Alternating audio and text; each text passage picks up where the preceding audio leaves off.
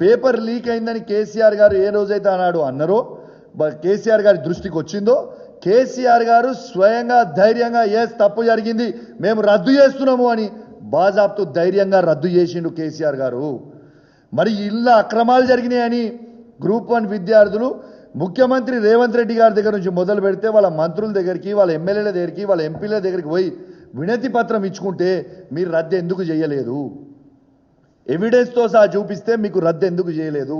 ఈ ఒక్క విషయమే కేసీఆర్ గారి స్టైల్ ఆఫ్ ఫంక్షనింగ్కి ఇలా అమ్ముకున్న పోస్టులు అమ్ముకుంటున్న దొంగ అయిన రేవంత్ రెడ్డి గారికి ఉన్న డిఫరెన్స్ ఇది ఒక్క లైన్లో మీరు అర్థం చేసుకోండి.